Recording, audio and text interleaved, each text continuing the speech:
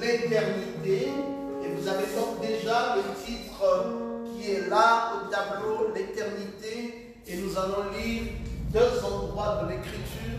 Genèse chapitre 3, du verset 21 au verset 24. Et ensuite, nous lirons Apocalypse chapitre 10, du verset 5 au verset 7. L'Éternel Dieu fit à Adam et à sa femme des habits de peau, et ils les ont revêtis. L'Éternel Dieu dit, voici l'homme est devenu comme l'un de nous pour la connaissance du bien et du mal. Empêchons-le maintenant d'avancer sa main, de prendre de l'arbre de vie, d'en manger et de vivre éternellement. L'Éternel Dieu le chassa du jardin d'Éden pour qu'il cultivât la terre d'où il avait été pris. C'est ainsi qu'il chassa Adam et il mit à l'orient du jardin d'Éden les chérubins qui agitent une épée flamboyante pour garder le chemin de l'arbre de vie. Nous lisons Apocalypse 10, 5 à 7. Et l'ange que je voyais debout sur la mer et sur la terre leva sa main droite vers le ciel et jura par celui qui vit au siècle des siècles, qui a créé le ciel et les choses qui y sont, la terre et les choses qui y sont, la mer et les choses qui y sont, qu'il n'y aura plus de temps, mais qu'au jour de la voix du septième ange, quand il sonnerait de la trompette, le mystère de Dieu s'accomplirait comme il l'a annoncé à ses serviteurs, les prophètes. Amen. Amen. Que Dieu bénisse la lecture de sa parole avant que vous êtes assis.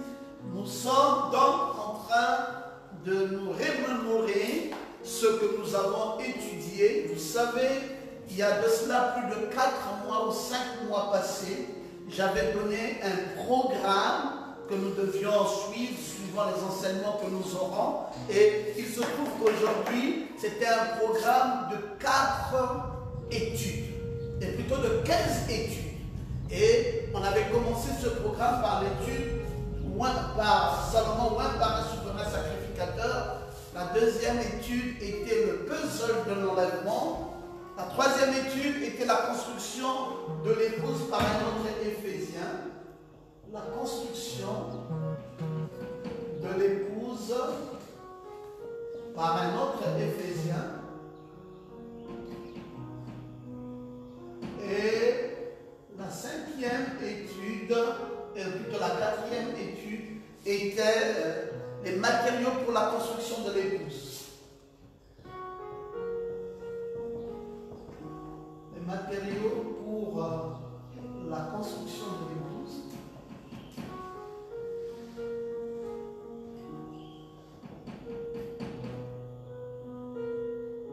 La cinquième leçon que nous avons étudiée était les Kéatites, les Gershonites et les Mérarites.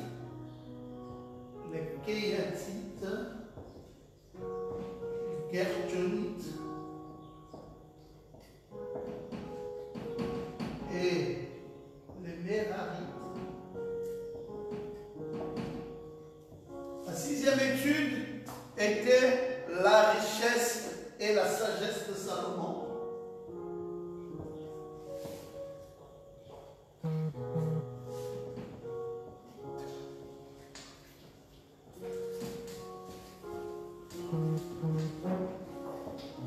La septième étude était entendu la reine, plutôt l'autre c'était la richesse, et puis ensuite c'était la sagesse de Salomon, et après c'était la reine du sud.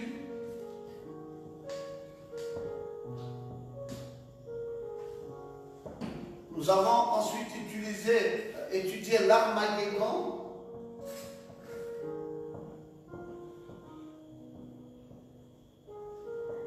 Après l'Armageddon, nous avons étudié le millénium. Vous vous rappelez bien, après le millénium, nous avons étudié Gog et Magog.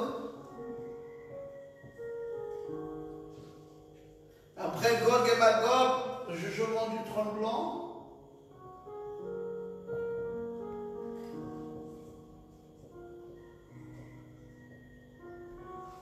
Après le jugement du trône blanc, le livre de vie et le livre de vie de l'agneau.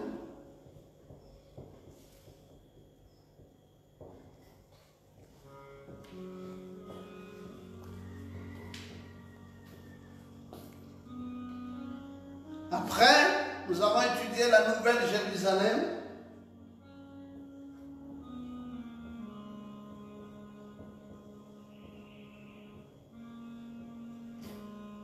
Et maintenant, nous sommes en train d'étudier l'éternité.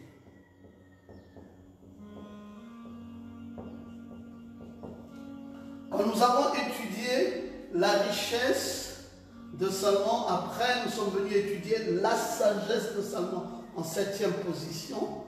Et en 8e position, nous avons étudié la reine du Sud. En 9e position, l'Armageddon. 10e position, le millénium.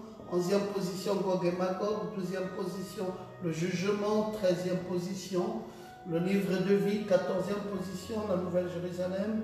Et nous voici maintenant enfin en train d'étudier sur l'éternité.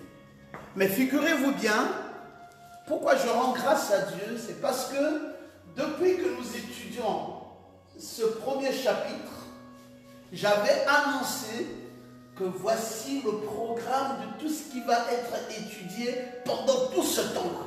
Et il est donc arrivé que le Seigneur nous a donné la santé, le Seigneur nous a fortifiés, le Seigneur a donné l'inspiration à son serviteur, le Seigneur nous a donné la force, alors que le corona battait son plein fouet à cette époque, mais un programme d'études avait déjà été annoncé et le Seigneur, dans son amour, nous a amenés jusqu'à ce que nous arrivons à l'étude sur l'éternité. Est-ce qu'on peut lui rendre grâce? Alors, qu'est-ce que je vous dis? Ce genre d'études, tel que nous l'avons fait ici pendant 5 à 6 mois, ne sont pas à la portée de tout le monde.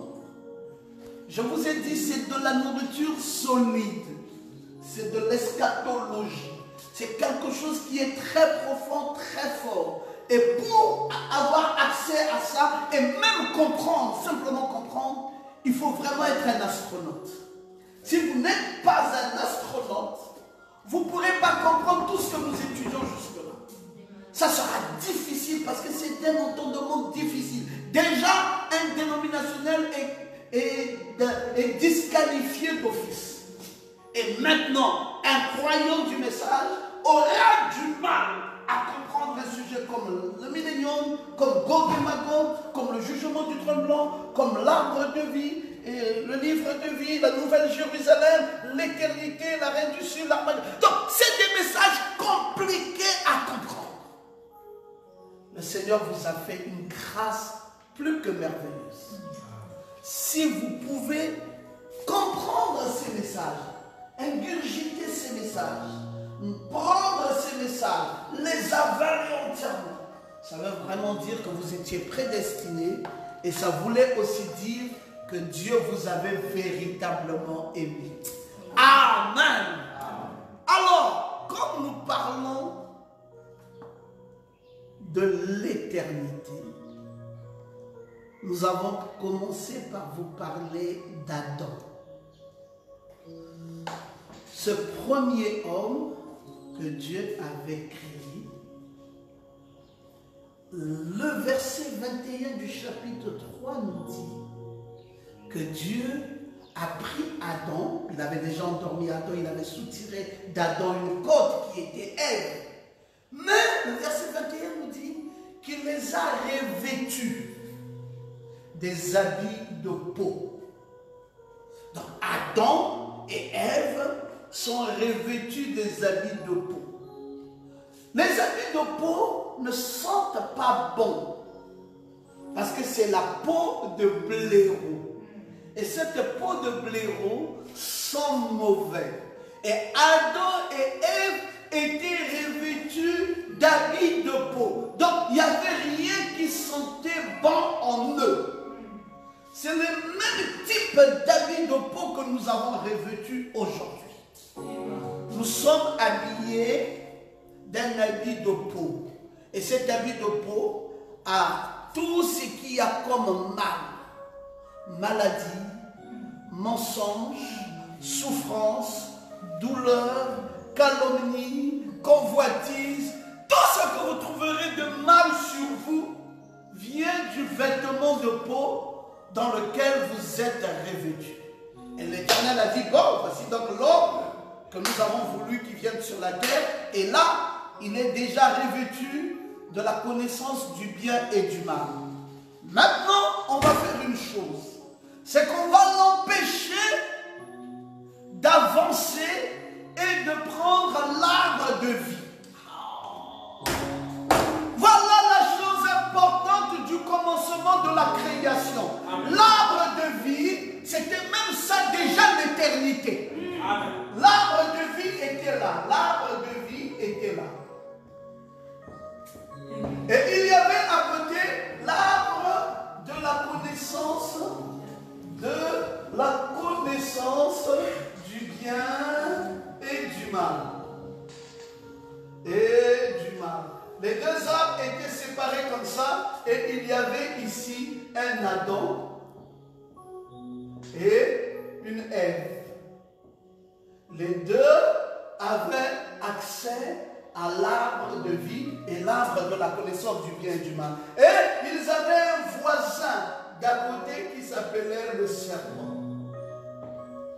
Le serpent, au lieu de venir vers Adam, le serpent est allé vers Ève.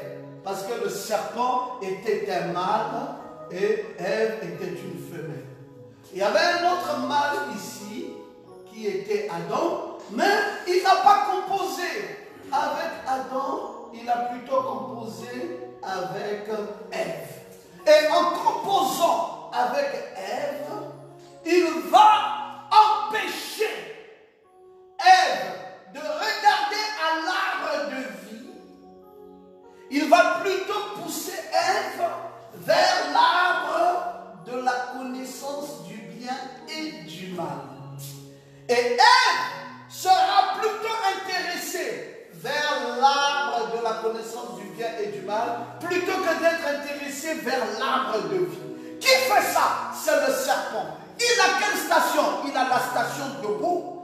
Il est, si vous voulez, l'intermédiaire entre l'homme et le chimpanzé.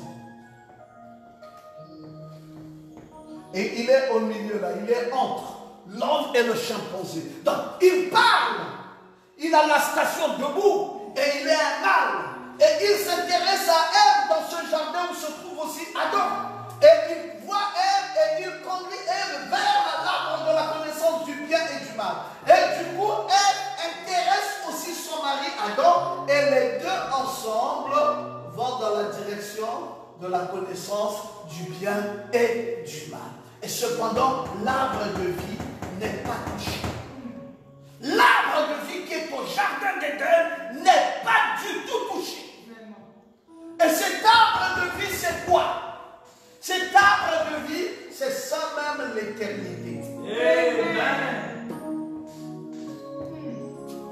Et ici, c'est le temporaire. Alors, il envoie Adam et Ève vers le temporaire et les empêche de voir l'éternité. Et du coup, Adam et Ève pas accès à l'éternité. Et le verset nous dit que l'éternel Dieu qui avait fait Adam et Ève revêtus d'habits de peau, donc c'est des charnels. Ils sont revêtus d'habits de peau, ça veut dire qu'ils sont des charnels. Ils ne peuvent pas comprendre la dimension de l'arbre de vie qui est placé devant eux. Quand un homme est charnel, il ne comprendra jamais ce qui est spirituel. Quand un homme est charnel, il est terre à terre. C'est pour cela que les charnels sont dans les dénominations. Les charnels sont partout. Ils aiment les cantiques, ils aiment chanter, mais ils ne saisissent jamais ce qui est de la portée spirituelle. C'est trop fort pour eux, c'est trop élevé pour eux. Ils n'arriveront jamais à accéder au spirituel. Alors le serpent, se saisissant de ces personnes habillées d'habits de peau ou revêtues d'habits de peau, les emmène vers le temporaire qui est l'arbre de la connaissance du bien et du mal. Une fois qu'ils sont allés dans la direction de l'arbre de la connaissance du bien et du mal, l'Éternel arrive enfin à son tour. Il dit, mais c'est pas possible. L'homme est devenu comme l'un de nous pour la connaissance du bien et du mal. Alors, que fait-on de ceci? Il dit, empêchons-le maintenant d'avancer sa main et de prendre l'arbre de vie et d'en manger et de vivre éternellement. En disant tous Amen. Empêchons-le maintenant de vivre éternellement. Comment va-t-on empêcher l'homme de vivre éternellement? Mais c'est en mangeant l'arbre de vie. Parce que s'il mange l'arbre de vie, il aura la vie éternelle. Alors l'éternité va avoir de l'impact sur lui. Alors, on chasse l'homme du jardin d'Éden, on lui dit va cultiver la terre. Et Adam est sorti. Et on prend des chérubins, on les met là avec une épée flamboyante pour garder le chemin de l'arbre de vie. Désormais, l'arbre de vie est protégé par des chérubins.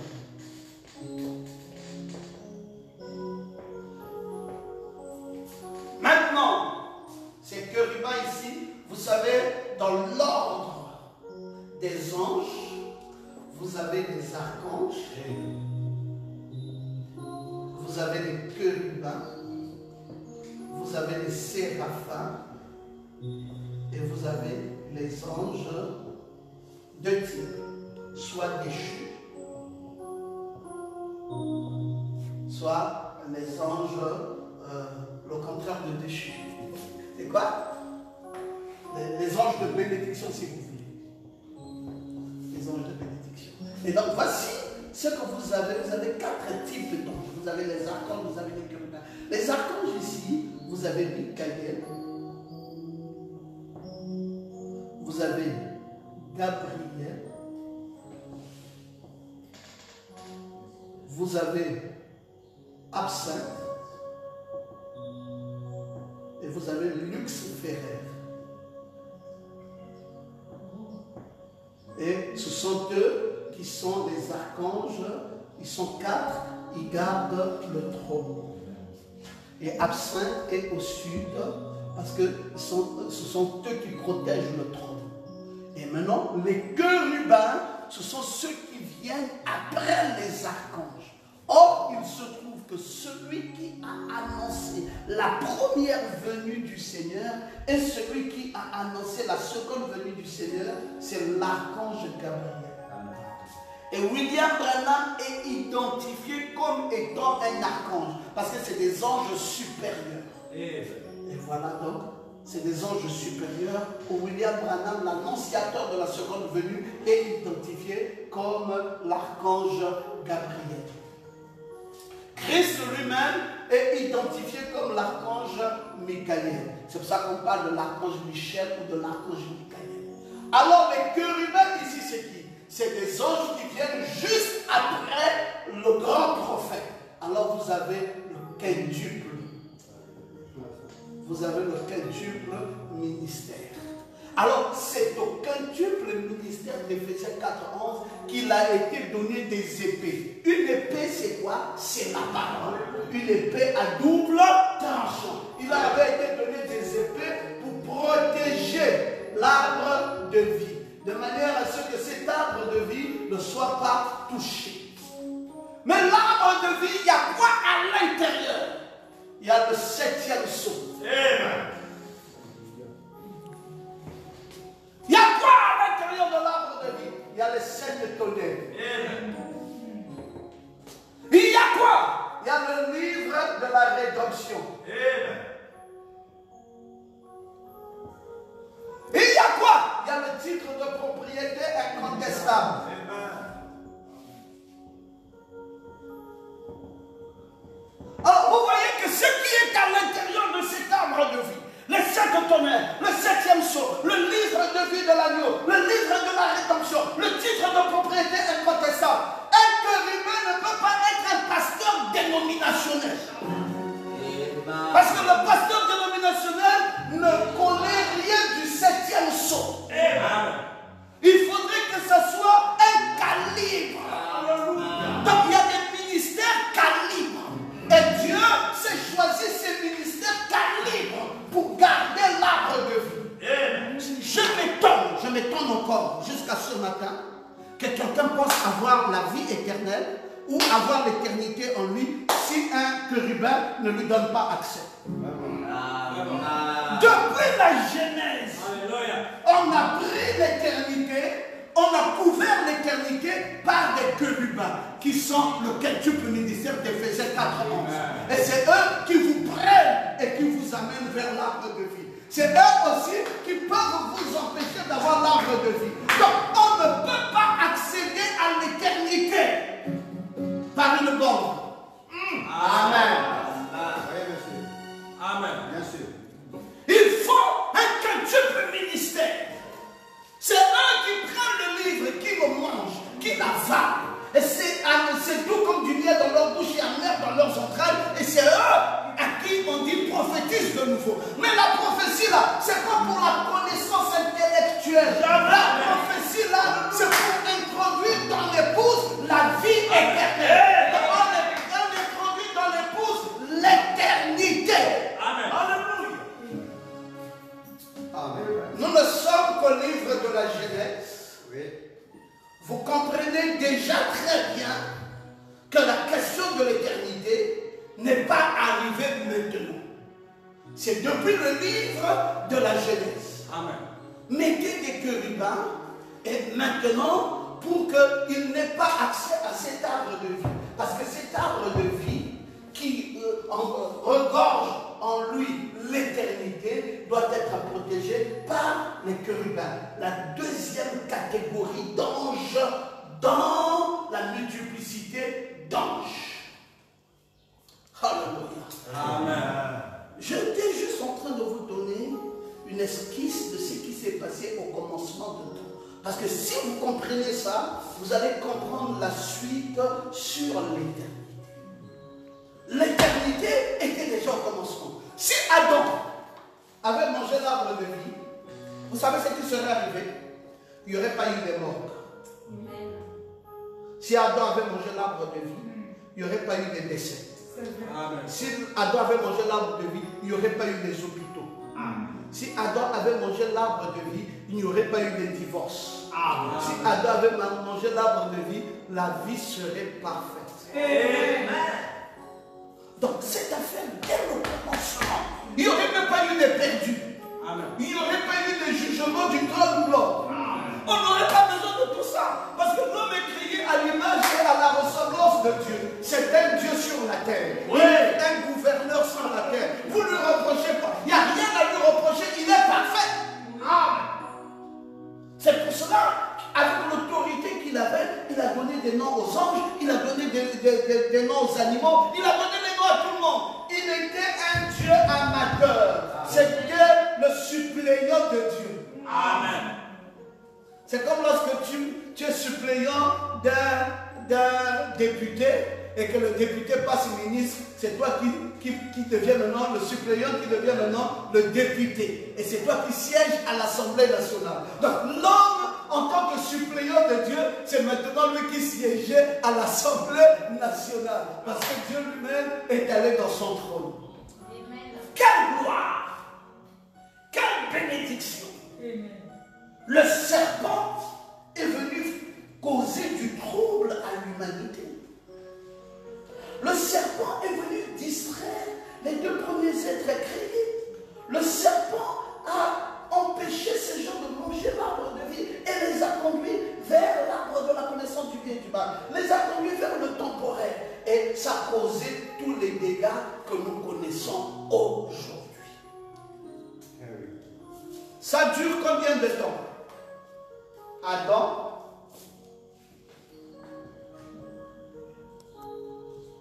à Noé, 2000 ans. Noé à Jésus, 2000. Jésus alors à nous, 2000. Ça dure 6000 ans. L'arbre de vie. Les chérubins continuent à protéger. Vous dites comment ça, pasteur? L'arbre de vie est toujours protégé par les chérubins. Oui, mais Jésus est venu. Jésus, quand il arrive, il paye le prix.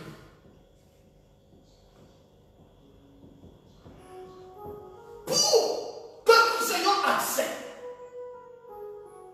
Mais ce n'est pas le moment où le prix est payé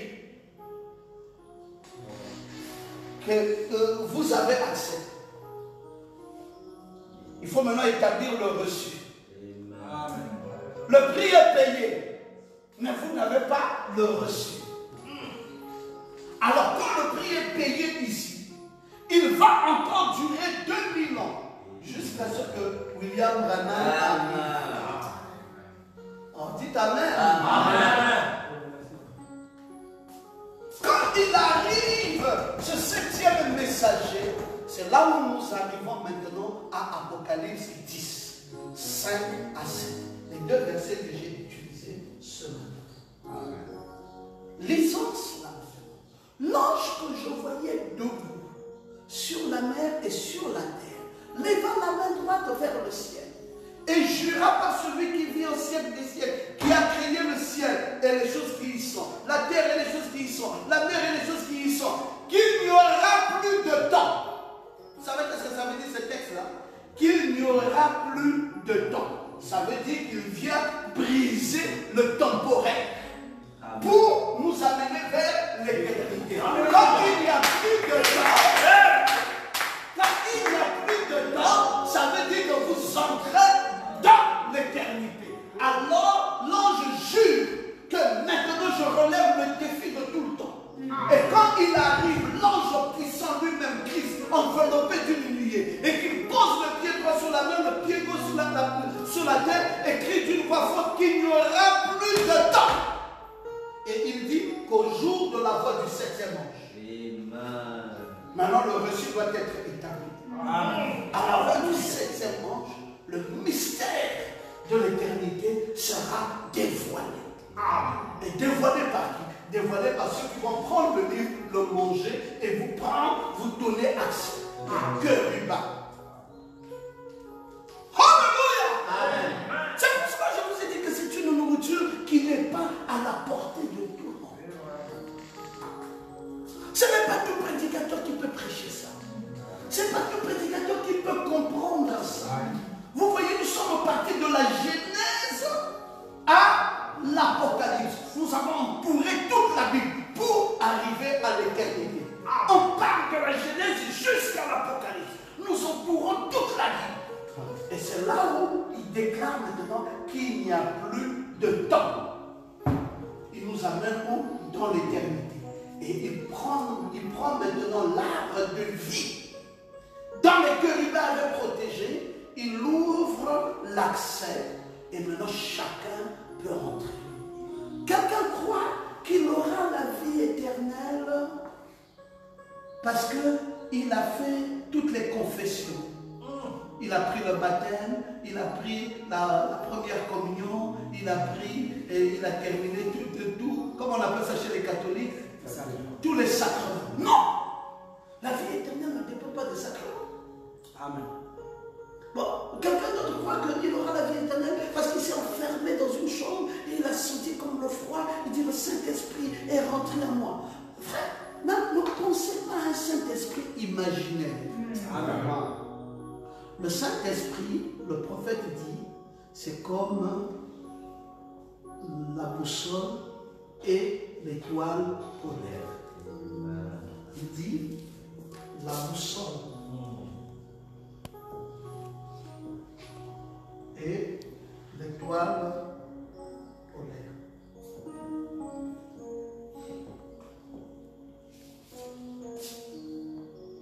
L'étoile polaire, c'est la parole.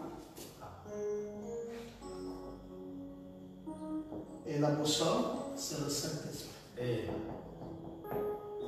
Le Saint-Esprit conduit toujours à la parole. Il n'existe pas de Saint-Esprit sans parole.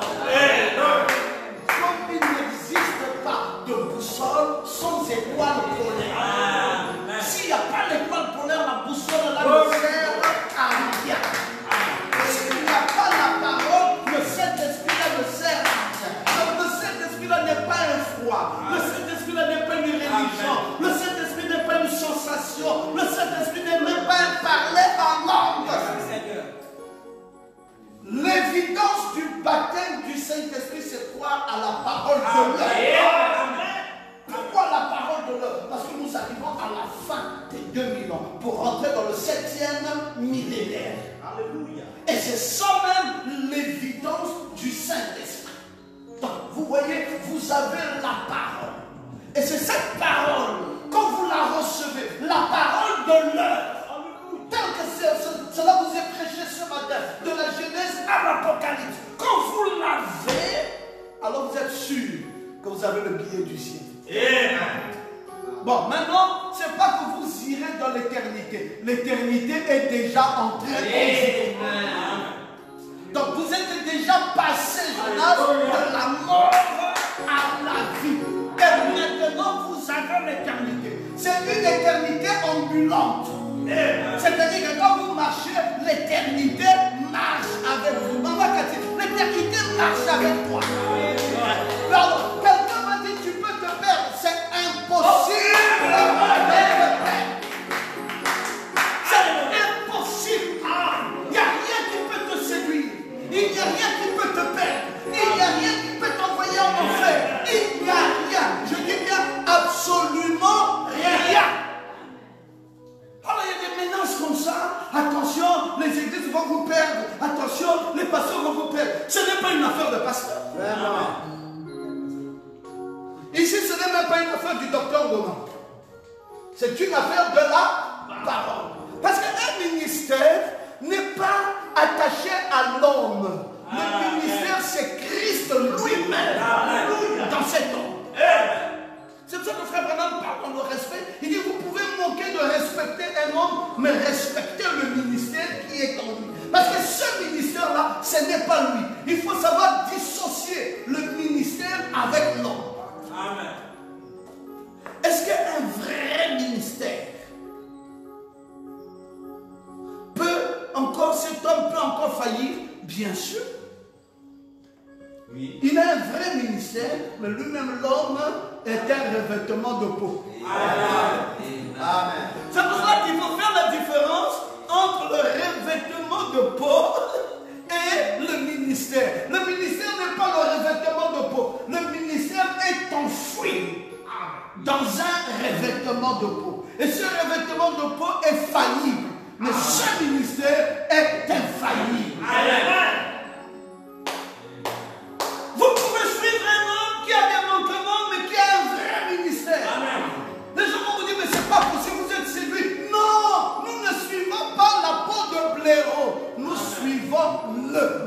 ministère. Et ce ministère, c'est Christ lui-même. Ah, je me sens très bien maintenant. Je me sens très bien.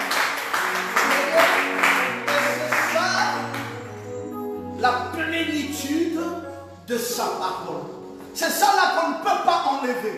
C'est ça là que le diable ne peut rien faire. Même s'il confine les églises, il ne peut plus, il est arrivé trop tard. Parce que cette éternité, c'est déjà installé dans ton âme.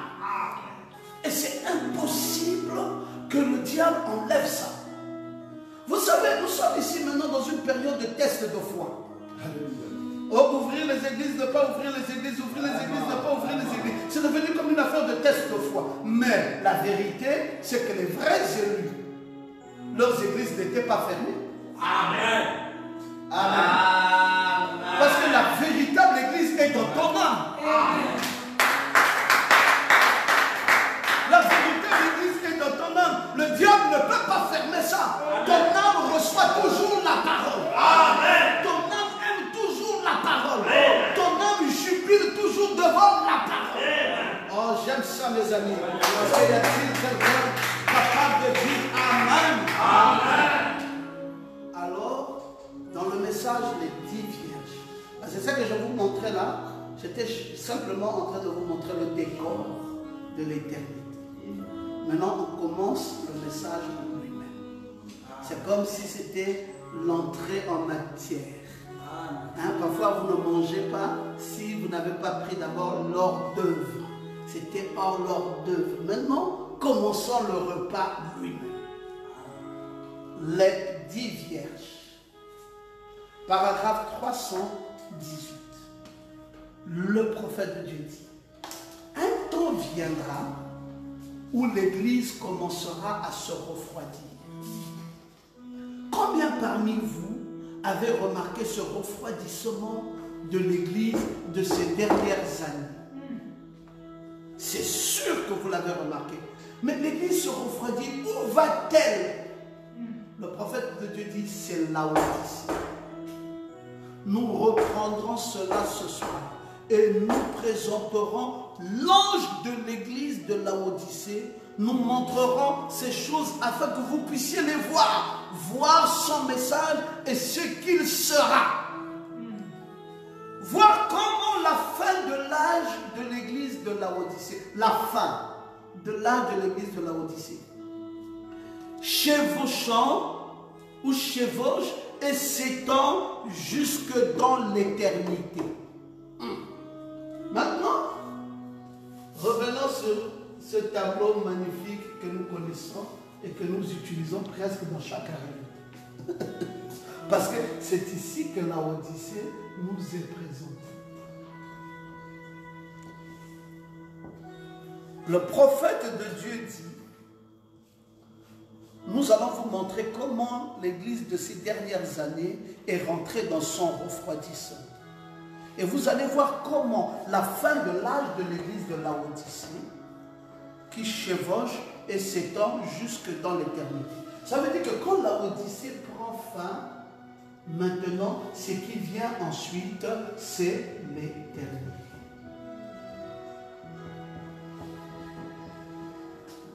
C'est pour cela, c'est le 8. Vous ne connaissez pas là où ça commence, là où ça se termine. C'est pour cela, c'est l'alliance. Vous voyez, ici, le 8 ici, c'est cette alliance. Voilà le 8. C'est un mariage. C'est deux anneaux associés. Et c'est ce qui fait le 8. Nous avons associé deux anneaux. C'est un mariage. C'est le 8e jour. C'est le commencement. C'est la résurrection. Amen. Et c'est l'éternité. Et c'est le 8 parfait. Après le 7 âge de l'Église, nous rentrons au 8e âge qui est l'éternité, là où il y a l'alliance du mariage. Et le prophète de Dieu dit, quand nous arrivons dans le message, les 10 vierges, il dit, quand nous arrivons à la fin de la Odyssée, nous chevauchons pour entrer dans l'éternité. Il y a un chevauchement. Les pentecôtistes vont rester ici. ils ne pourront pas chevaucher. Ils ne pourront pas rentrer dans l'éternité. Ils vont se limiter en cours de route. C'est difficile pour eux d'entrer ici.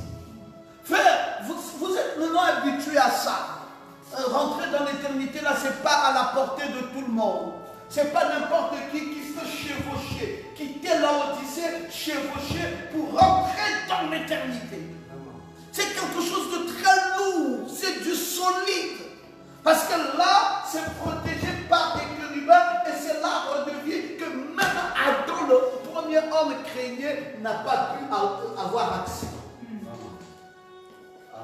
Il n'a pas pu manger ça. Alors le prophète de Dieu dit, dans l'âge de l'église d'Éphèse, paragraphe 260, il dit, il continue à manger l'arbre de la connaissance et à mourir. Mais s'ils avaient pu atteindre cet arbre, ils auraient vécu éternellement. Ils continuent à manger l'arbre de la connaissance du bien et du mal. Et frère Madame dit jusqu'à mourir. S'ils auraient pu manger cet arbre de vie, ils auraient vécu éternellement. Donc c'est un arbre qu'on doit manger. Dites encore amen. Amen. S'ils avaient fait quoi? Manger. S'ils avaient mangé l'arbre de vie, ils auraient vécu pour l'éternité. C'est un arbre qu'on doit manger. Bon, manger ça comment? Physiquement. Vous connaissez cet arbre, quelque part, vous le prenez, un arbre, vous coupez l'écorce, et puis vous prenez là, vous mettez à la bouche. Y a-t-il un arbre comme ça? Il s'agit de la parole.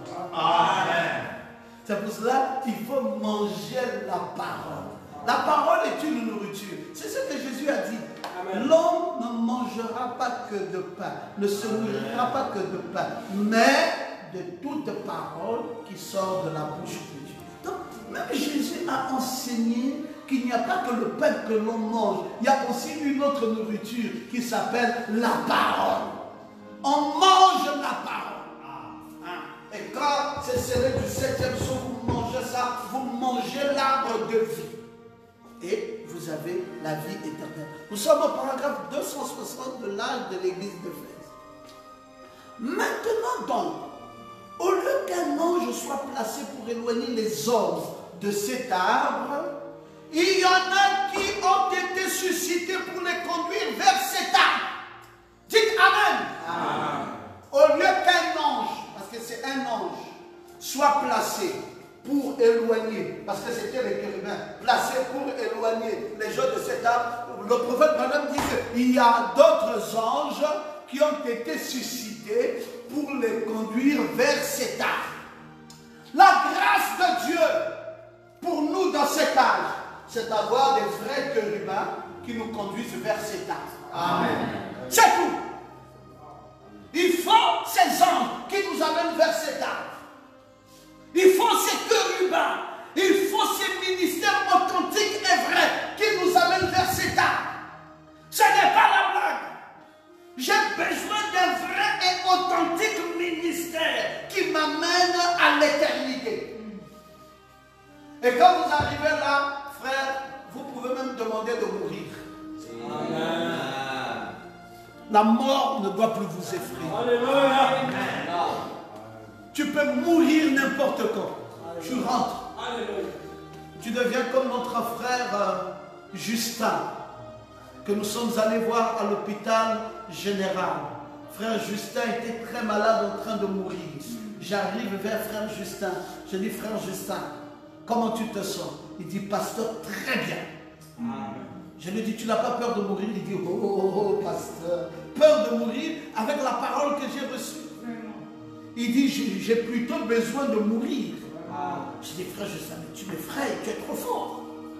Toi, pendant que tout le monde ici gémit, a peur de mourir, toi tu dis, tu veux mourir. Frère Justin dit, papa, moi je veux partir. Je rentre dans la maison, direct.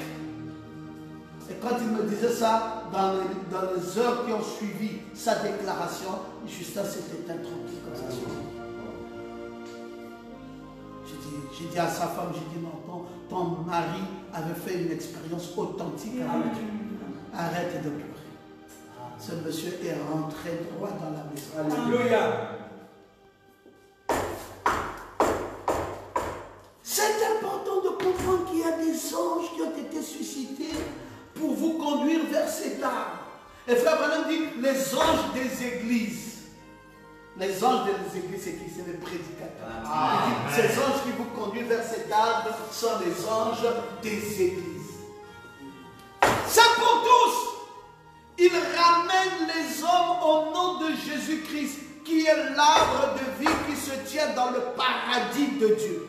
Oh, j'espère, déclare le prophète, que vous saisissez l'arbre de vie se tenant au milieu du paradis de Dieu pour que vous puissiez y avoir part et devenir fils et filles de Dieu. Ne soyez pas comme les catholiques qui pensent que quelqu'un doit mourir, on doit faire une messe de requiem et on doit aller intercéder pour que les anges le sortent du purgatoire. Et c'est rien qu'à cette intercession, quand on mettra l'eau bénite sur le corps du mort, qu'il va sortir du purgatoire, et c'est en ce moment-là qu'il aura la vie. Ça, c'est une doctrine catholique, et ce n'est pas la vérité. Amen. La vie éternelle, nous l'avons maintenant. Amen. Pendant que tu marches là, l'éternité marche avec toi. Tu as la vie éternelle. Et le prophète est en train de dire que cet arbre de vie se tient maintenant au milieu de nous. C'est pour les fils et les filles de Dieu, pour qu'ils vivent pour toujours. Celui qui entend ma parole et qui croit celui qui m'a envoyé à la vie éternelle, il ne passera point au jugement. Il est passé de la mort à la vie. Oh, que Jésus soit loué. Frère, c'est un plaisir.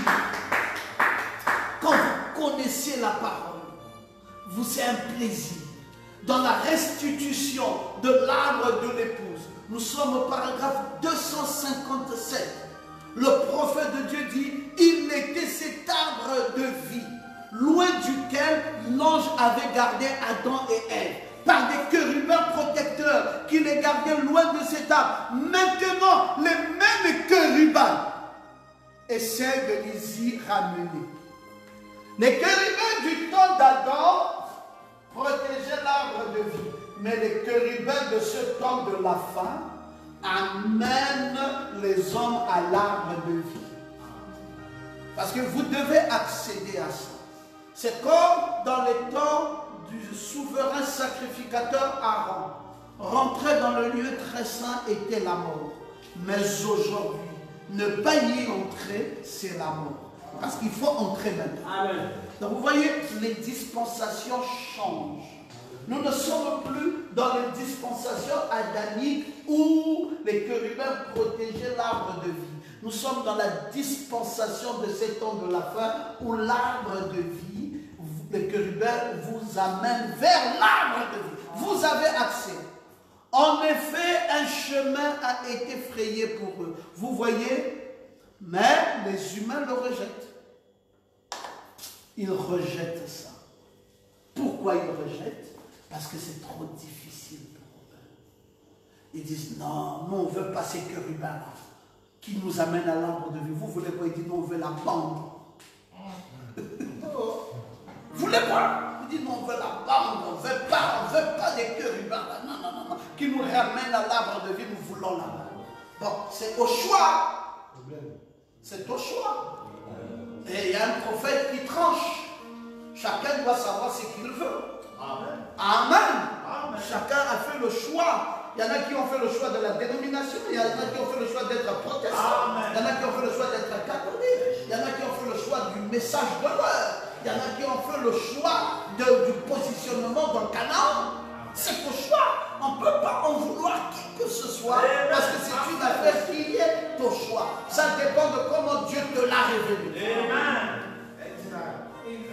C'est pour cela Saint Paul dit dans 1 Corinthiens 2, 7 à 10. 1 Corinthiens 2, 7 à 10. Saint Paul dit que nous prêchons la sagesse. Il dit, ce que nous prêchons, c'est la sagesse. Il dit, c'est une sagesse de Dieu, mais elle est mystérieuse et elle est cachée.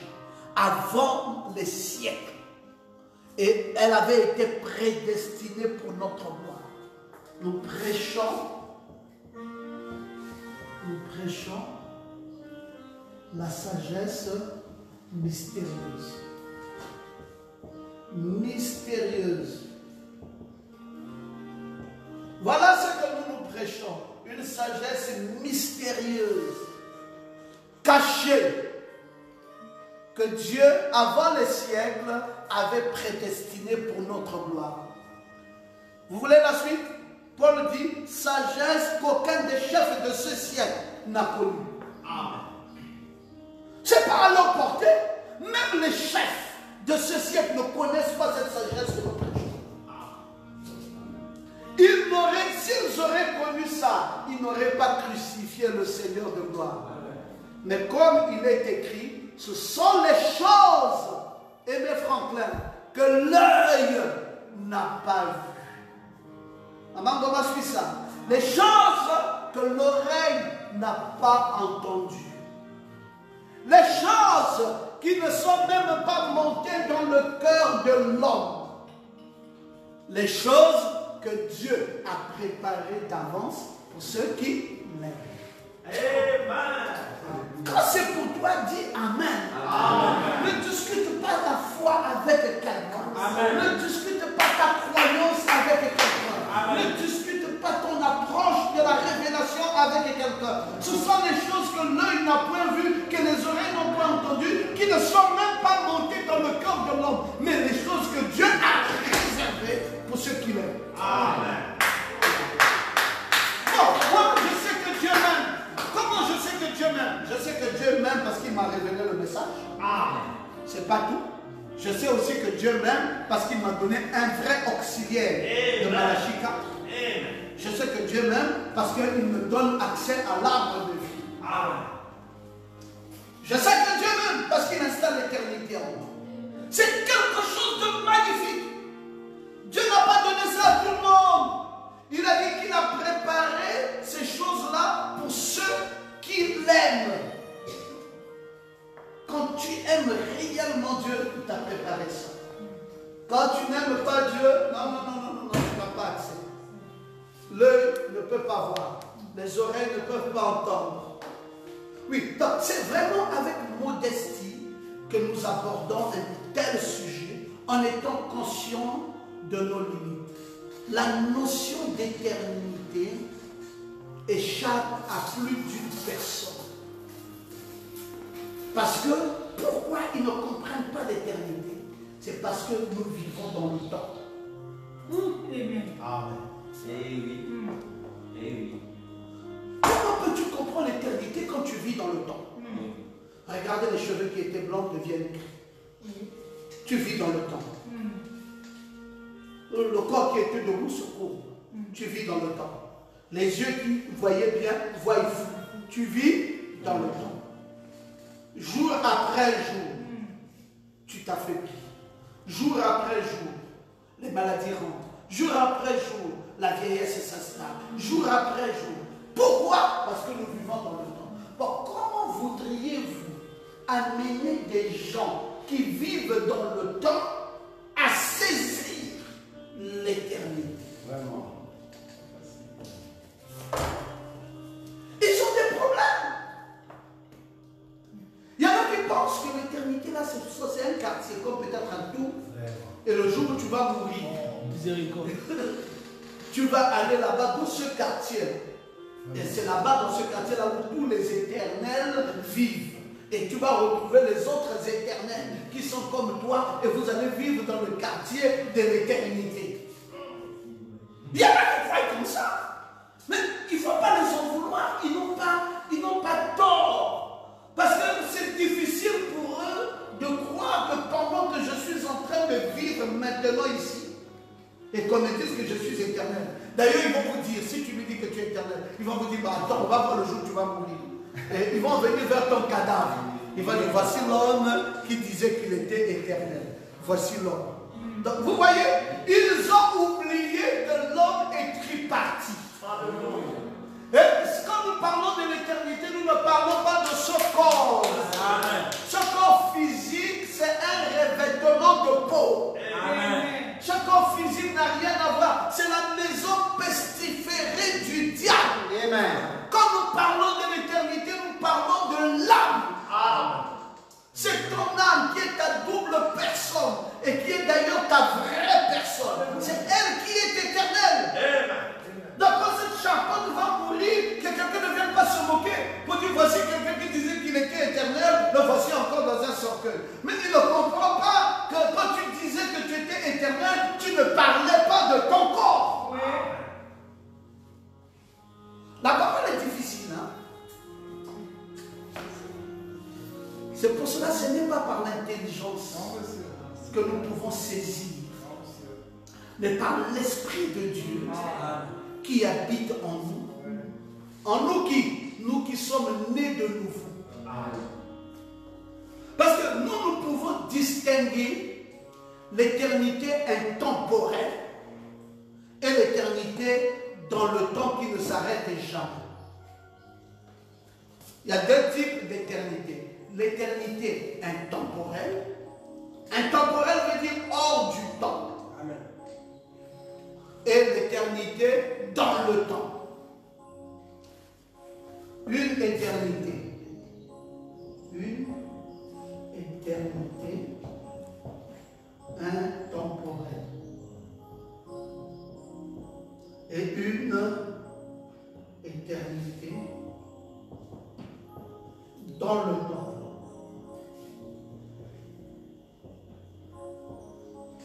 L'éternité intemporelle, c'est une éternité hors du temps.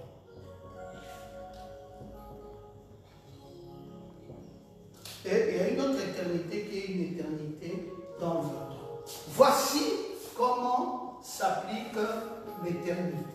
Bon, maintenant, actuellement, nous sommes dans quelle éternité? Nous sommes dans l'éternité dans le temps. Alléluia. C'est là. Nous sommes ça là. Le corps ici s'appelle le temps. Mais l'âme s'appelle une éternité. Et donc nous avons une éternité dans le temps. Un jour tu ne seras plus de ce monde. Tu seras dans quelle éternité? Tu seras dans une éternité intemporelle. Ça veut dire que tu seras dans une éternité hors du temps. Parce que tu es mort, tu n'es plus dans l'éternité, dans le temps. Tu es maintenant dans l'éternité.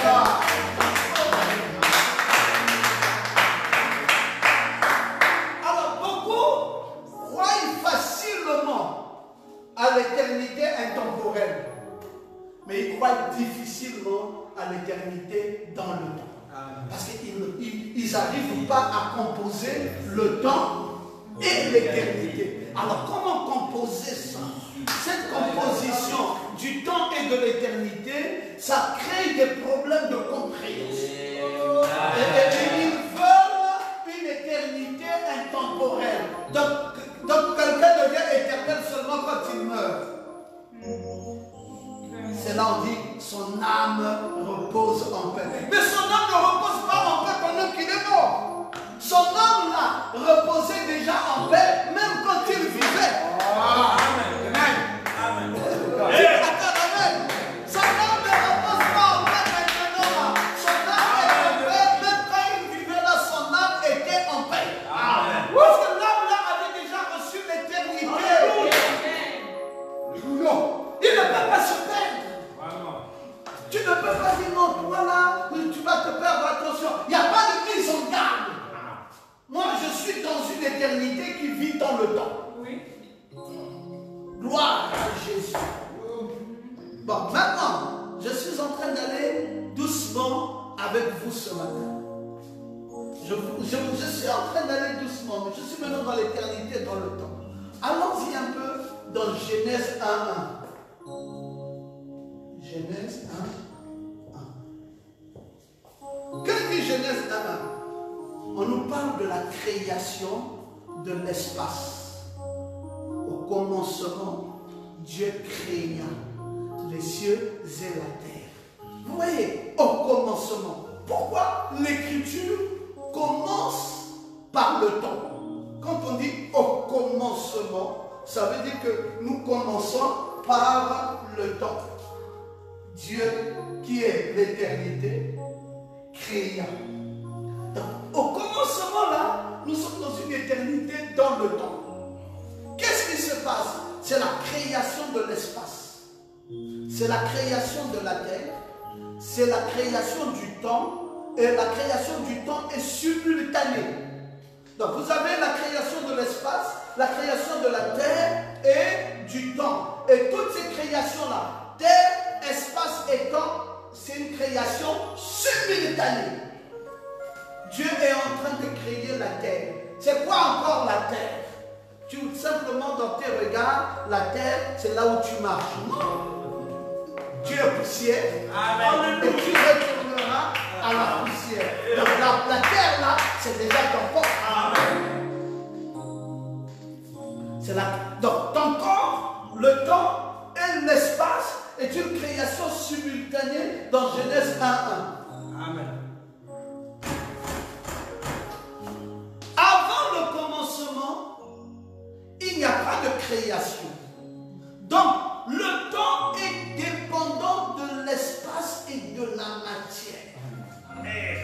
Amen. Quand Dieu commence à créer, c'est que nous sommes déjà rentrés dans l'espace et dans la matière. C'est pour cela que le temps dépend de l'espace et de la matière. Avant la création, il n'y a pas de temps. Amen. Avant le commencement, il n'y a pas de création. Donc, le temps est dépendant. Le temps, ici, est dépendant de l'espace et de la matière. Un objet mobile dans un espace met un certain temps pour se déplacer. Amen. Bon, je m'en vais de Ndoubé pour venir chez papa et maman. Tu as pris un objet qui est appelé une voiture. Pour que tu arrives chez moi, on va regarder la montre. Amen. Parce que ça va te prendre du temps. C'est un espace de temps. Parce que tu es dans un objet mobile, mais un objet mobile dans un espace de temps jusqu'à ce que tu arrives.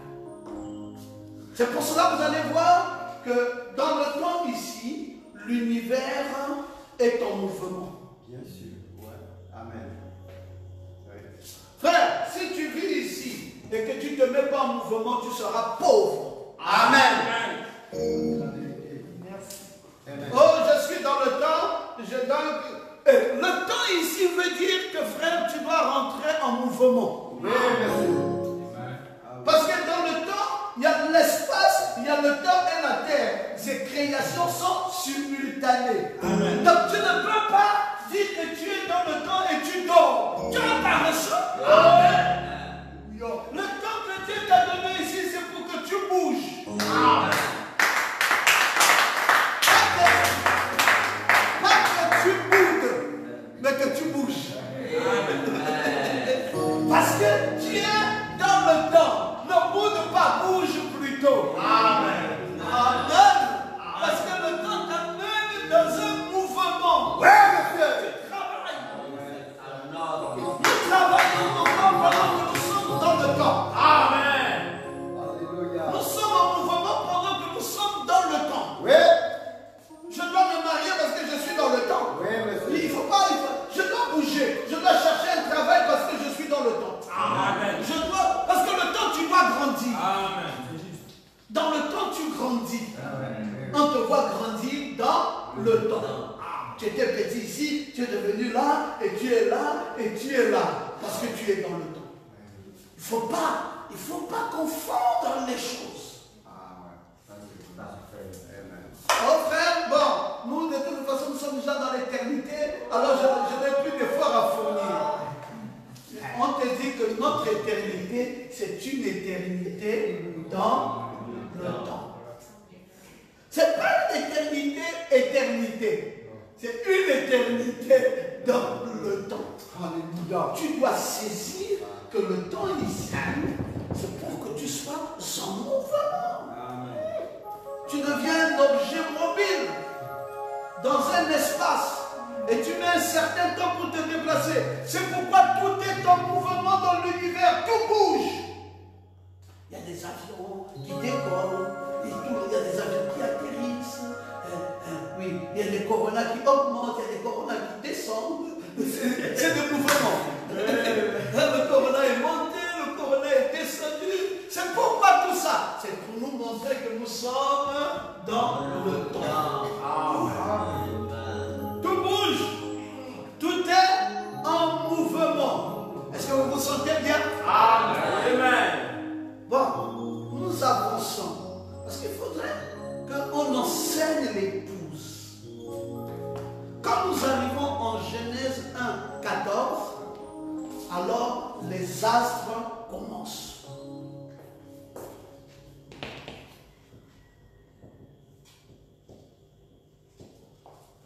Maintenant, les astres, les étoiles et toutes les choses-là commencent. Oh, les zodiacs sont nés. Bon, pourquoi tu dois naître? Tu nais parce que tu es dans le temps. Bon, quand vous dites les astres, mais les astres sont le calendrier que le Créateur nous a donné pour que nous puissions nous situer dans le temps. Les astres que vous voyez là, c'est le calendrier. C'est ça même le calendrier que Dieu nous a donné pour nous situer dans le temps. C'est ça les zodiacs. Le Mazaro. Les astres. Le Mazaro. C'est le calendrier pour que tu puisses te situer dans le temps. Oh, tu es né quand? Non, le 19 janvier. Ah, tu es Capricorne. Ça veut dire quoi? Tu es Capricorne. Non, ça veut dire que toi, tu es le début de l'âge des âges de l'Église. Ça veut dire qu'en tant que Capricorne, tu es Éphèse. Tu connais ton apôtre? Il s'appelle Paul. Et tu sais, Paul, c'est l'homme de l'excellence des révélations. Ça veut dire que toi aussi, ta vie sera attachée à une excellence des révélations. Oh, docteur, madame, c'est pour cela que vous êtes né le 19 janvier. Oui, je suis Paul. Ah bon? Donc le leadership et la révélation du Nouveau Testament qui est en vous là. Mais c'est Paul. Parce que je suis un Éphésien. Je suis né à l'âge de l'église d'Éphèse. Donc, on n'arrive pas là par hasard. Oh, il est né le 19 janvier, c'est un Capricorne. Mais pourquoi il est Capricorne? Mais parce que c'est aussi un Éphésien. Mais pourquoi c'est un Éphésien? C'est parce que c'est aussi un pauliste. Mais pourquoi un pauliste? Mais parce qu'il a aussi l'excellence des révélations. Mais pourquoi? Mais parce que c'est aussi un écrivain. Mais pourquoi? Mais parce que c'est Paul qui a écrit le Nouveau Testament. Amen. Dites après Amen. Amen. Il y a des influences des astres qui viennent nous oindre. Oui, monsieur. Le temps. Donc quand on parle des zodiacs, mes frères, c'est une lecture. Amen. Un calendrier dans le temps. On peut comprendre tout de suite que ce monsieur-ci, de par les astres, de par les étoiles, de par comment il est né, regardez son positionnement astronomique. Docteur, vous n'avez pas fait l'erreur. Vous aurez voulu dire astrologique. Non. J'ai dit astronomique. Amen. Logique, mais nomique. Parce que nous sommes des astronomes, nous ne sommes pas des astrologues. L'astrologie est une divination. Amen. Oui. Il y a un pays au-delà des étoiles. Il y a une cité où il n'y a point de nuit. Si nous sommes fidèles, nous irons là bientôt. À la cité où l'agneau est la lumière. Les astres. Mais pourquoi vous aimez compliquer la parole? Est-ce que c'est nous? C'est la Bible. Nous n'avons rien inventé. Nous sommes en train de vous montrer ce que votre Bible a dit. C'est vous qui pensez que nous compliquons. Nous ne compliquons rien. Nous prenons la Bible, nous ouvrons. Nous vous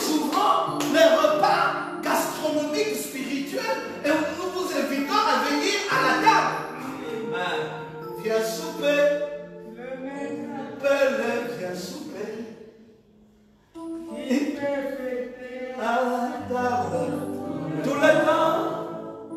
Lui qui a nourri la foule et changea l'eau. Il transforme. La femme vient souper. Le souper, c'est la nourriture du temps du soir. Et nous sommes à minuit. On ne prend plus le dîner, on prend le souper. Parce que le dîner, c'est à 16 heures. Mais dans la nuit, on prend, c'est le souper. Donc, que quelqu'un dise Amen. Amen. On est en train de donner la nourriture spirituelle au temps convenable. Donc, c'est par amour, mes frères. Nous sommes arrivés les astres. C'est le calendrier que le Créateur nous a donné pour que nous puissions nous situer dans le temps. Et les anciens savaient lire ça. Si tu venais au temps de Seth, parce que Adam a donné naissance à Abel que Caïn a tué. Et elle donna encore naissance à Seth. Et Seth, lui, c'était le premier observateur des étoiles. C'est pour cela que William Branham revient pour nous dire, première Bible, il dit quoi? Les zodiaques, le Mazaro. Deuxième Bible, il dit pyramide. Troisième Bible, il dit maintenant en papier, le livre. Et cette Bible, c'est la troisième Bible. Mais la première Bible, les zodiaques, quand on a mis les astres, le calendrier, les anciens lisaient ça. Frère, vous dites qu'ils lisaient la Bible? Ils lisaient la Bible par les étoiles. Et quand Jésus est venu, il dit, mais vous ne savez pas le temps que vous vivez? On dit, qu'est-ce que tu veux dire? Il dit, quand vous voyez les nuages sombres, qu'est-ce que vous dites? Il dit, nous disons qu'il va bientôt pleuvoir. Il dit, mais voilà. Vous pouvez lire dans la nature, mais vous n'arrivez pas à lire les temps dans lesquels vous êtes. Amen. Nous sommes dans l'âge du Fils de l'homme. C'est le Fils de l'homme qui est venu maintenant, qui est rendu manifeste et qui doit aller à la croix avant de commencer la dispensation du Fils de Dieu dans les âges de l'Église. Gloire à Jésus. On avance. Parce que nous sommes maintenant en Genèse 3, 22, 24.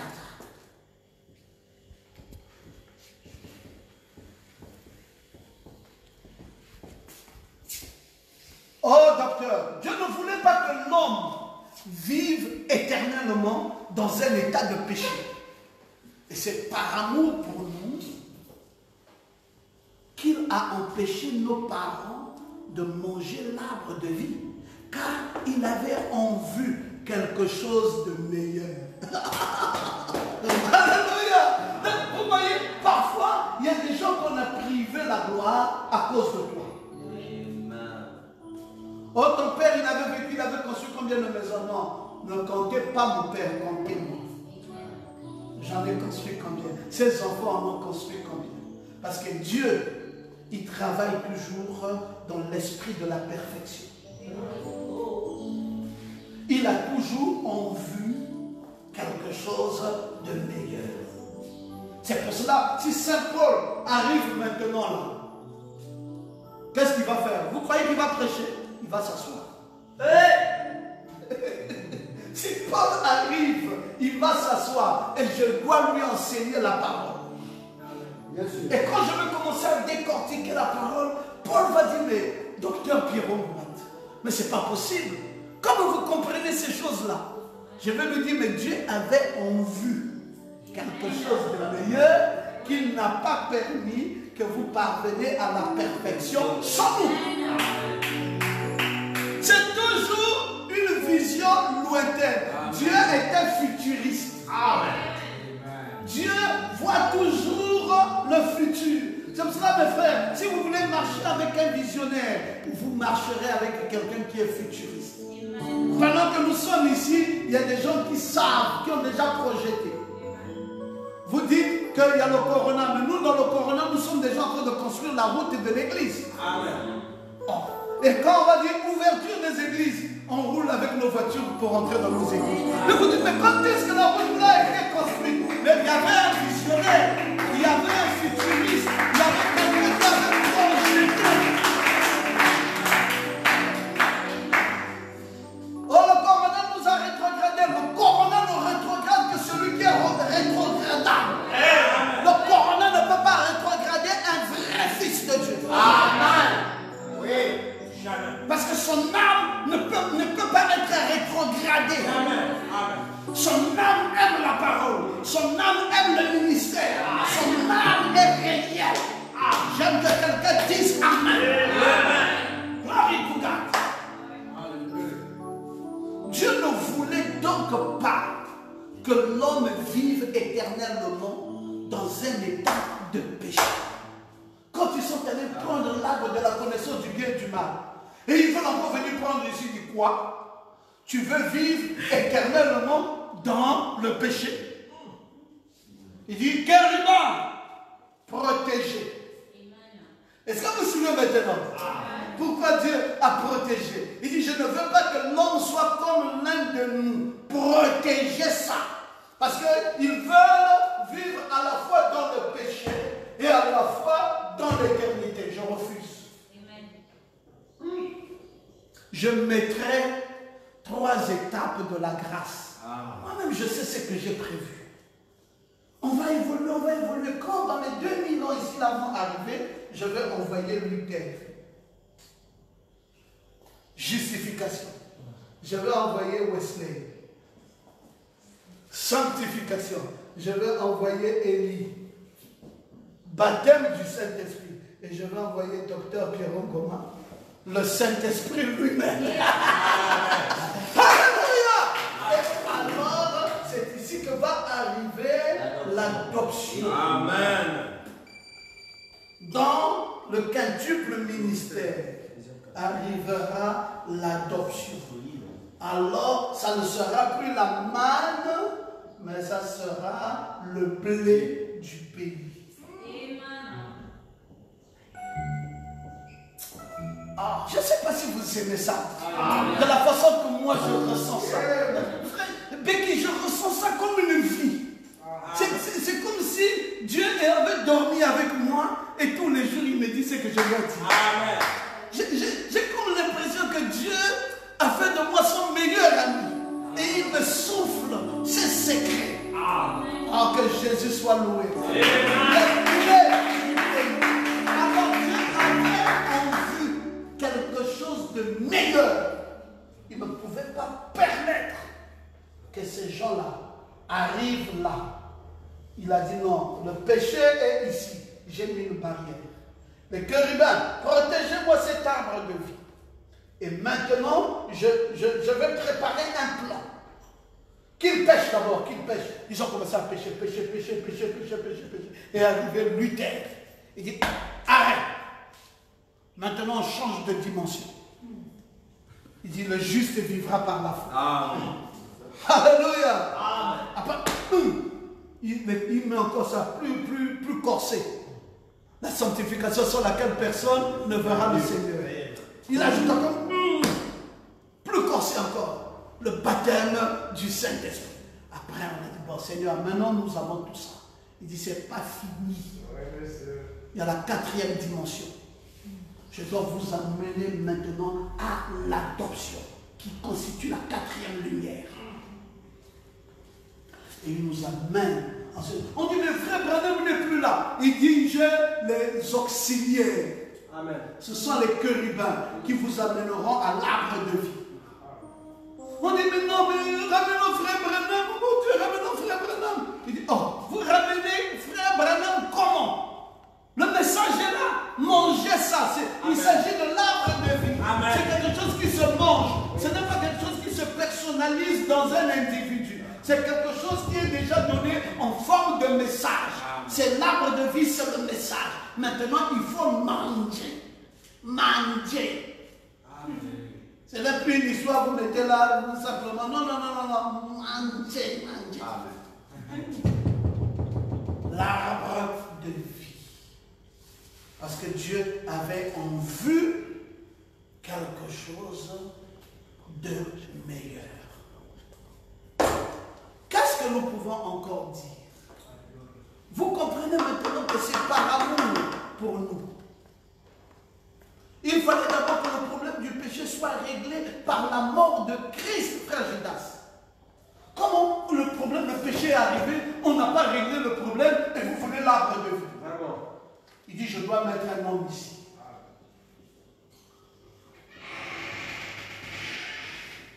Et vous avez l'arbre ici, vous avez la croix. Vous avez la croix. Vous avez la croix. Et cet homme doit être sur cette croix. Cet homme doit être sur cette croix. Je dois le mettre sur ce bois, appelé la croix.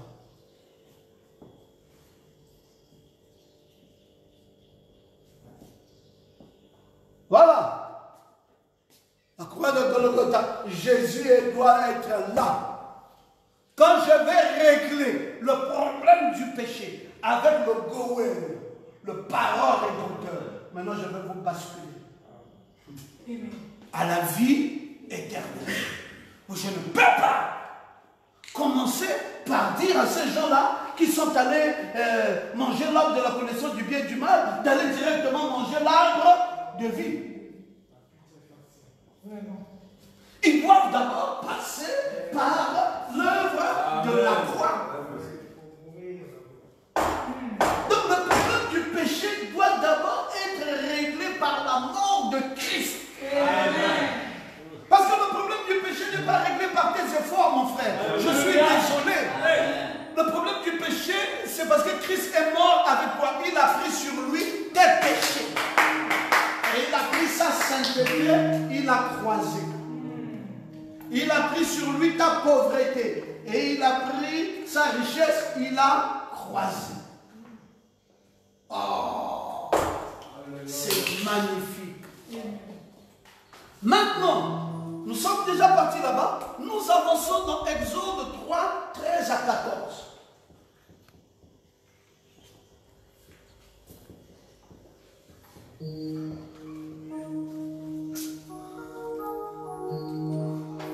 Qu'est-ce que ça déclare? Je suis celui qui suis.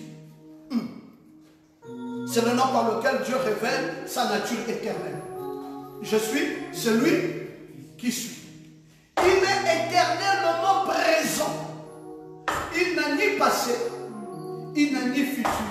Jésus nous a révélé son identité divine éternelle. Chaque fois qu'il a dit « je suis ». Maintenant, nous avons avancé l'éternité. Jésus est en train de le prouver maintenant au temps présent. Je suis celui qui suis. Ce n'est plus le Dieu qui était dans le passé, ce n'est plus le Dieu qui est dans le futur, c'est le Dieu qui est dans le présent. Il nous révèle son identité divine éternelle. Il dit « je suis ». Maintenant, les pharisiens sont venus autour de lui. Ils disent « non, monsieur, soyez un peu plus clair. » Dans Jean 8, 24. Dans Jean 8, 24. Il dit, monsieur, soyez un peu plus clair parce que maintenant là, on ne vous comprend plus. Il dit, si vous ne croyez pas que je suis, vous mourrez dans le péché. Si vous ne croyez pas que je suis, vous mourrez dans vos péchés. Les péchés. Maintenant, il faut arriver à lui. Vous devez croire qui il est. Il a tout concentré sur lui. Amen. Ni le passé, ni le futur. Amen. Tout est concentré sur Jésus. Et vous voulez m'amener dans une religion où Jésus n'a pas sa place. Amen. Vous voulez m'amener dans une religion où non, Jésus c'est du passé, c'est frère Branham. Oh, frère. Écoutons le message. Jésus-Christ, c'est la divinité suprême. Amen. Amen. Il n'est ni dans le passé, il n'est ni dans le futur. Il est dans le présent tout le temps. Il a une nature divine éternelle. Il est dans le présent tout le temps. Et il n'a a prouvé ça. Il a dit, si vous ne croyez pas que je suis, vous mourrez dans vos péchés. Il faut donc croire la divinité éternelle de Christ pour être sauvé. Il faut que Jésus fasse la transition de l'arbre de la connaissance du bien et du mal à l'arbre de vie. Que le Seigneur vous bénisse.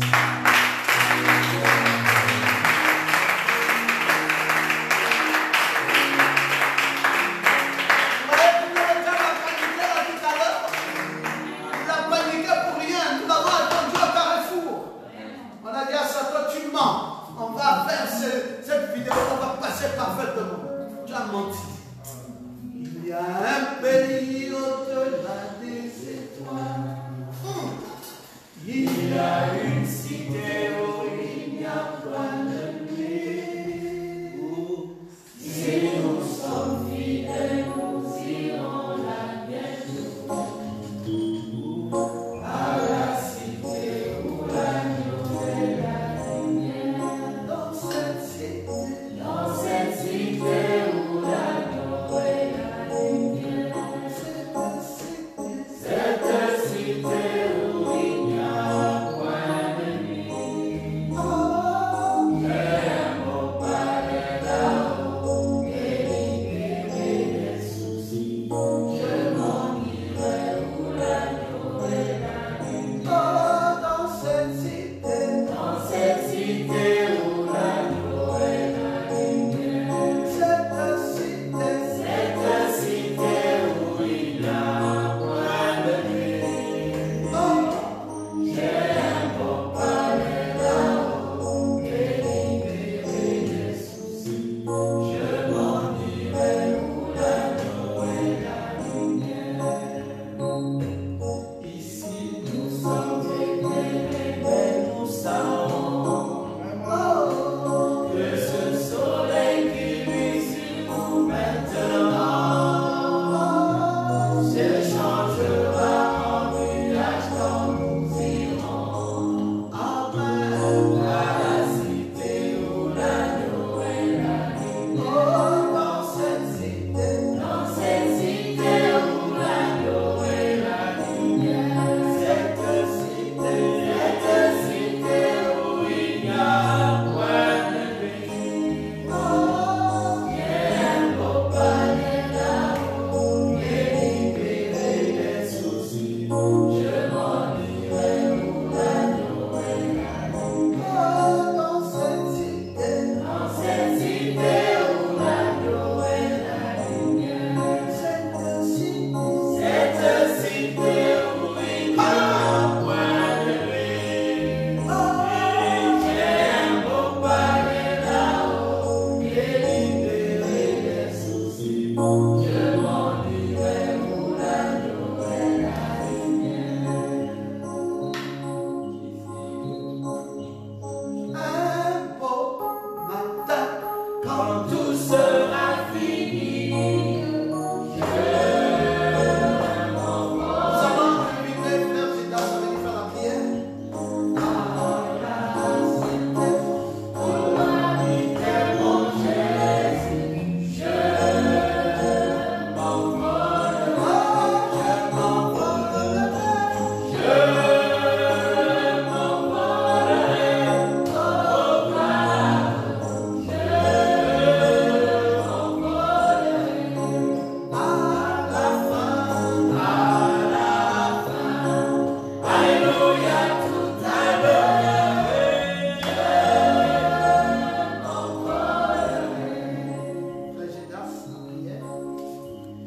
Éternel Dieu Tout-Puissant, Seigneur, c'est pour nous encore un honneur que d'avoir été conduit dans ta parole ce matin.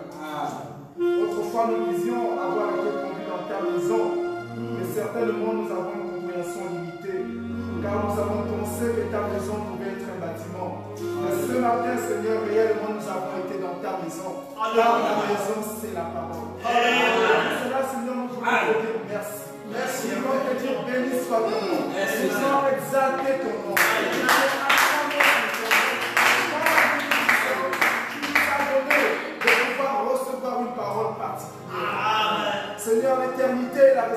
laquelle chacun de nous va dans l'église.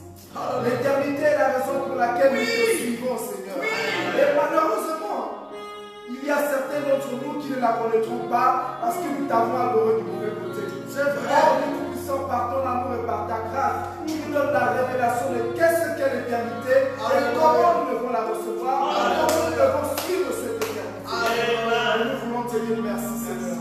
Béni soit ton nom, exalté soit ton nom. Nous voulons te recommander ton serviteur. Celui-là du Tout-Puissant que tu as pris, que tu as mis de côté et à qui tu as révélé la plénitude de ta parole. Nous voulons te prier de l'élever, de le mettre davantage, de Tout-Puissant de le mettre à part et de toujours l'utiliser de Tout-Puissant pour la réalisation des messages. Bénis chaque frère, bénis chaque soeur, bénis chaque frère bien-aimé qui est devant cet écran en train de recevoir ta parole. Donc nous de toujours être connectés, pas à un homme, mais à cette parole du Tout-Puissant. Car c'est cette parole qui nous amènera devant Jésus. Merci, Père. Nous voulons te dire merci encore. Merci. Merci pour ce merveilleux dimanche que tu nous as accordé. Et si telle est ta volonté, donne-nous de nous retrouver encore dans ta parole du Tout-Puissant, par le biais des ondes, par le biais de YouTube, par le biais de Facebook. Pour ceux qui n'auront pas écouté, qu'ils réécoutent et ils réécoutent encore, afin qu'en mangeant cette parole, elle devienne vie en nous. Nous voulons te dire merci. Accompagne-nous dans le demeure. Garde-nous connectés à ta parole. Nous t'avons prié dans le nom de Jésus. Amen. Amen.